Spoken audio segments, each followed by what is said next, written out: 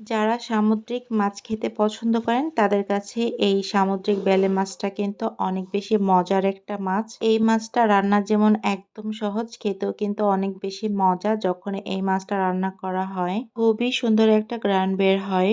Tomato আর ধনেপাতা দিয়ে এই মাছটা ভুনা করলে কিন্তু সবচেয়ে বেশি মজা লাগে খেতে।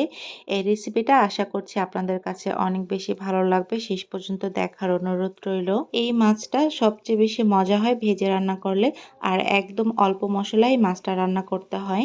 তাহলে চলেন আমরা পুরো ভিডিওটা দেখে আসি।